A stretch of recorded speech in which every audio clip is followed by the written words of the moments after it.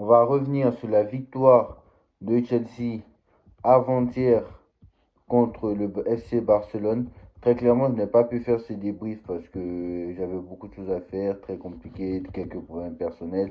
C'était la soirée des surprises ce soir-là. Ce soir, le même soir, City avait perdu 2-0 à domicile contre le Bayer Leverkusen. Et très clairement, là, on va débriefer ce Chelsea FC Barcelone. Pourquoi on va débriefer ce Chelsea FC Barcelone? Parce que c'est un très grand match déjà de la saison. C'est un très grand match de la saison déjà. Donc vous savez que les gros matchs de la saison comme ça, on les débriefe.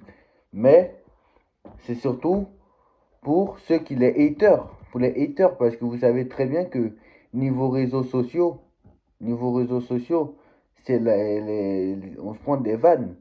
Et déjà, c'est surtout par rapport au Paris Saint-Germain. Alors, je sais ce que vous allez dire. Vous allez dire, oui, mais arrêtez de vous comparer au FC Barcelone. Historiquement, vous n'êtes pas pareil. Le Barça a 5 Ligues des Champions, même si vous avez gagné une. Vous n'avez qu'une seule Ligue des Champions. Vous n'êtes pas à la table du Paris Saint-Germain. Vous n'êtes pas à la table du FC Barcelone. Le Barça Prime, il y a eu le Barça de Pep, il y a le Barça d'Enrique, il y a le Barça de ci, il y a le Barça de ça. Je suis d'accord. Je suis d'accord. Il n'y a pas de souci. Historiquement, on ne peut pas se comparer au FC Barcelone, même si on a une Ligue des Champions. Voilà. Il n'y a pas de souci là-dessus. Tout ça, il n'y a pas de souci. Mais quand même, on est en droit ou pas de débriefer des matchs du FC Barcelone? Parce que ceux qui rigolaient à la Coupe du Monde des clubs, ah ah ah ah, ah, vous êtes fait battre par Chelsea, ah ah ah, ah, vous faites battre par Chelsea. Mais vous croyez que Chelsea c'est une petite équipe? Vous n'avez pas compris, hein. Et depuis l'arrivée d'Enzo Maresca, ce mec-là était l'un des adjoints de Pep Guardiola à Manchester City. Il était l'un des adjoints de Pep Guardiola. Il a entraîné Leicester la saison 2023-2024. Et là, en 2024-2025, il arrive à Chelsea. Mais vous vous rendez compte du travail qu'il a fait à Chelsea? Et vous pensez réellement que on a battu Chelsea, Chelsea nous a battu parce qu'on était nuls? Non, Chelsea déjà est une très très bonne équipe. Même si voilà, il y a le fait que Paris était fatigué, ils avaient 64 matchs dans la saison, Pacho était suspendu pour ce match. Bien sûr, il y avait pas de souci. Mais quand même, respectez Chelsea. Parce que Chelsea est une équipe qui, là où on les attend pas, c'est là où ils gagnent en fait. Là où on sent, là où il y a une grande équipe qui est favorite, à chaque fois qu'ils nous jouent une grosse équipe dans un match important où ils ne sont pas les favoris, c'est eux qui gagnent. Demandez au Bayern en 2012, demandez à Manchester City en 2021, demandez au Paris Saint-Germain en 2025 et demandez au FC Barcelone avant-hier. Demandez au FC Barcelone. Et j'ai plein d'exemples comme ça encore. Mais voilà, Chelsea est une équipe exceptionnelle. Et Chelsea est une équipe à qui il faut surveiller, hein. Il faut les surveiller de très très près. Et je le dis, parce qu'il a une très bonne qualité. Le petit Estevao, quel match, franchement, quel match. Franchement, exceptionnel. Estevao que Johan Laporta avait voulu prendre, hein, mais bon, voilà, je sais pas pourquoi il a lâché l'affaire. Johan Garcia, catastrophique. Jules Koundé, j'en parle même pas. Jules Koundé, par contre, il marque contre son camp, mais Jules Koundé, au-delà du but contre son camp, Jules Koundé est catastrophique. Voilà, je vous le dis. Jules Koundé est catastrophique. Arauro, je ne veux même pas en parler. Arauro, c'est le pire joueur du FC Barcelone. Et déjà, je ne sais même pas comment le Barça n'a pas recruté, sachant que Inigo Martinez était parti. Déjà, Inigo Martinez était parti.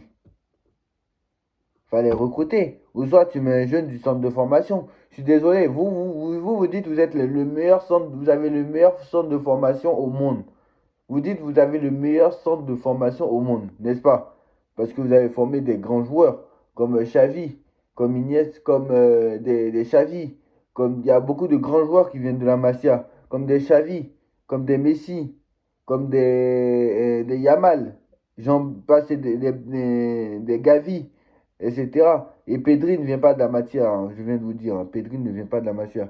Mais voilà, et j'en passe des meilleurs, des Fatih, etc. Bon, même si Fatih, c'est très compliqué. Euh, mais je suis désolé. Moi, je suis désolé, mais voilà, Arauro n'a pas le niveau pour jouer dans le football professionnel. Arauro, en fait, j'ai l'impression qu'il réfléchit, et je vous dis, hein, il réfléchit par les orteils, ou il réfléchit par, je sais pas, son cerveau. Il est dans ses doigts, en fait. Je sais pas. J'ai pas envie d'être vulgaire, mais c'est pas du tout ce que je veux dire, en fait. Araujo ne fait rien avec la tête. Araujo ne fait rien avec la tête, ne réfléchit pas, n'est pas concentré. Araujo, on dirait qu'il est sur une autre planète. Lui, je ne sais pas s'il comprend les règles du football. Araujo, je ne sais pas comment il fait. Franchement, Araujo, je sais pas comment il fait. Franchement, il a fait la même chose contre le Paris Saint-Germain. Il a fait la même chose ce soir. Il a fait la même chose contre je ne sais pas qui. Et il a fait ça. À chaque fois, il fait ça, il plombe son équipe. À chaque fois que Araujo joue un match de football, et il a fait la même chose contre l'Inter de Milan, hein. Bon, il n'a pas eu rouge, hein, mais son placement, il était 4. Bref, franchement, Araujo, catastrophique. Koubarsi, catastrophique. Alors, Araujo, alors j'ai démonté Araujo, mais Koubarsi était. Araujo, c'était déjà le plus mauvais, déjà, pour commencer. Après, Koubarsi n'est pas trop loin. Voilà, Koubarsi, catastrophique. Et voilà, Koubarsi, catastrophique. Baldé, très, très, très, très, très moyen. Mais dites-vous que c'était le meilleur Baldé. Parce que il était très très moyen. Parce que derrière, Eric Garcia, catastrophique. Lui, il sait même pas ce qu'il faut au Barça. Frenkie de Jong, catastrophique. Alors, moi, Frenkie de Jong, je ne l'ai pas reconnu, hein. Que ce soit Frenkie de Jong, que ce soit Fermin Lopez, que ce soit Eric Garcia, je ne les ai pas reconnus. Et le milieu du FC Barcelone s'est fait avaler par le milieu de terrain de Chelsea, hein. Et je vous le dis, comme le PSG à la Coupe du Monde des clubs. Oui, mais au moins le Paris Saint-Germain à la Coupe du Monde des clubs avait déjà gagné tout cette saison-là. Et au moins sortait de 64 matchs sur une saison. Voilà. Sortait de 64 matchs officiels sur une saison. Et on était à la fin, c'était le dernier match de la saison au moins. Voilà. On n'était pas dans un match de Ligue des Champions. Voilà. Très clairement. Même si là, ce n'est pas une finale ou voilà, c'est qu'un match de classement. Mais voilà. Moi, c'est un peu plus inquiétant pour le Barça. Parce que le Barça est très mauvais en ce moment. Et je vous dis, le Barça est 10 fois moins fort que la saison dernière. Et je vous le dis. Lamine Yamal, catastrophique. Lamine Yamal, au lieu de faire des stories, à chaque match, il est là, il pose des stories, etc. Au lieu de t'amuser avec des meufs, au lieu d'aller faire tes vacances, même si c'était pendant tes vacances, etc. Au lieu de parler, au lieu de faire des stories, c'est sur le terrain qu'il faut parler. Et à chaque fois, tu fais la même chose, à chaque fois, tu te fais massacrer. Et tes matchs, maintenant, cette saison, c'est de plus en plus catastrophique. Dites-moi un match contre une grosse équipe, un match référence de Lamine Yamal contre une grosse équipe cette saison, il n'y en a pas. Je suis désolé. Déjà, un match référence du Barça contre une grosse équipe cette saison, il n'y en a même pas.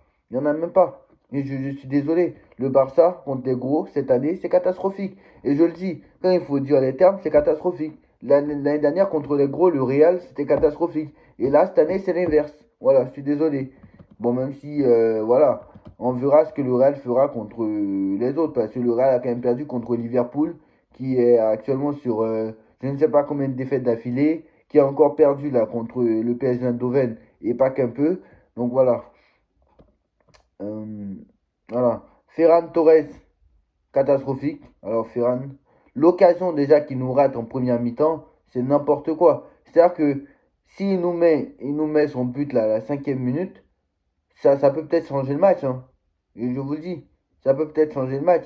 Mais c'est pas la faute de Chelsea si Ferran est à 2 mètres du. C'est-à-dire que le mec, il réussit à le mettre à côté, quoi. Ferran, l'occasion qu'il a ratée, même ma grand-mère l'aurait mise. Je suis désolé.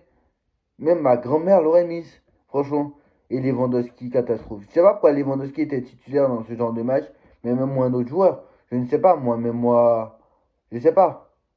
Et dans ce match-là, je crois que dans ce match-là, c'est très compliqué parce que je crois que Rashford n'était pas là. Donc, forcément, quand t'as pas Rashford, c'est très compliqué. Mais c'est là qu'on voit le meilleur joueur en fait. Et je vous le dis.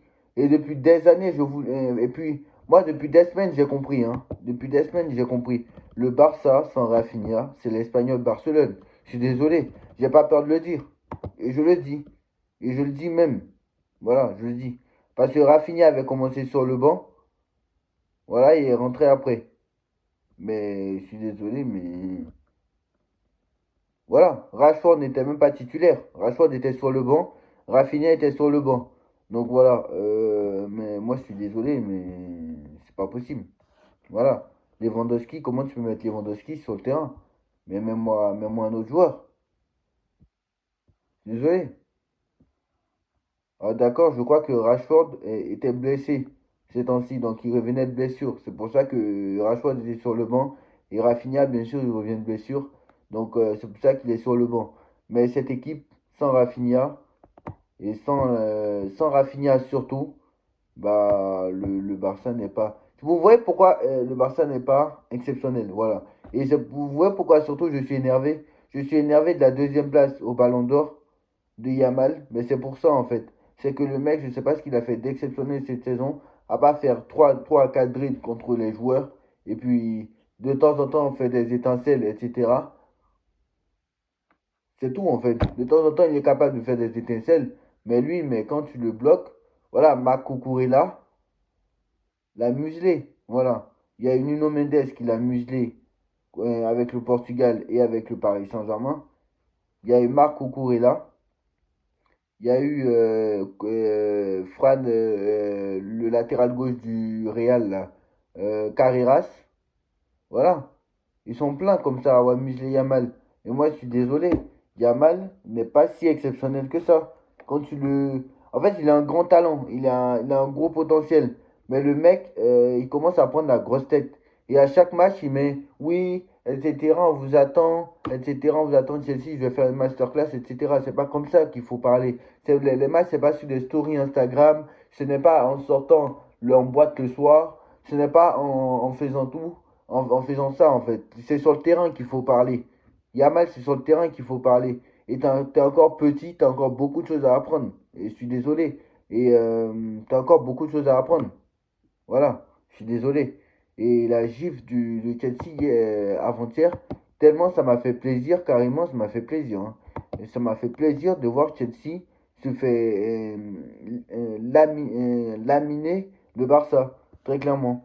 Parce que c'était en train de rigoler du Paris Saint-Germain au mois de juillet dernier, quand Paris avait perdu 3-0 contre le Barça, contre Chelsea. Ha ha ha ha ha. Oui, on vous voit maintenant quand une équipe met un peu d'intensité, vous vous perdez. Quand une équipe met un peu d'intensité, vous vous perdez. Regarde, et en plus ça rigolait le même soir parce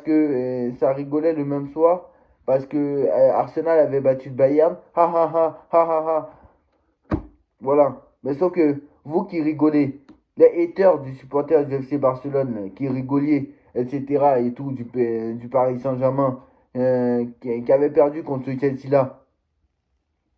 Ouais, mais au moins, eux, sont allés au bout en Ligue des Champions. Et au moins, ils ne se sont pas fait éliminer par l'Inter. Et au moins, ils ne se sont pas fait battre par une équipe C. Parce que vous êtes fait battre. Vous nous avez pris la grosse tête pendant 8 mois. Non, pendant 4 ou 5 mois. Oui, l'Inter, ils sont catastrophiques. Ça aurait été le Barça, ça aurait été plus équilibré. On vous aurait tué, etc. L'Inter, c'est n'importe quoi, etc., etc. Et arrive maintenant le PSG Barça au mois d'octobre. Paris a la moitié de son équipe qui n'est pas là. Toi, tu n'as juste pas Rafinha, juste pas 2 joueurs. Et tu perds le match. Et tu te fais balader pendant toute une mi-temps avec l'équipe C. Parce que Njantou était là ce jour-là. Et Mayoulou était là. Et je ne sais pas qui était là. Voilà. Très clairement. Bref. Moi, en tout cas, la saison du Barça est surcotée. Parce que je ne pense pas que le Real va faire une très très très très très grosse saison.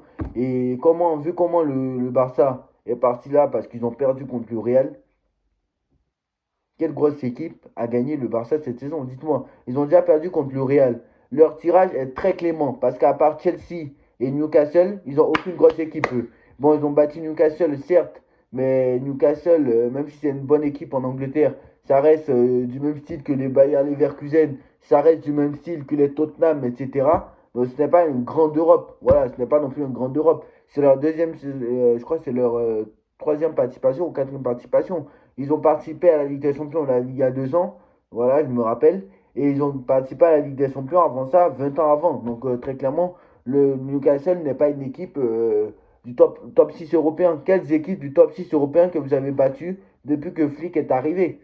À part, bien sûr, le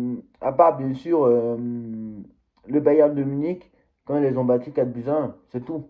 Même ce match-là, ça ne reflète pas la physionomie du match. Allez regarder, les supporters du Bayern vous donneront des nouvelles, vous diront des nouvelles. Bref, voilà, dites-moi en commentaire ce que vous en pensez. On like, on partage, on commente, on s'abonne et on se retrouve très vite pour une nouvelle vidéo. Tchuss.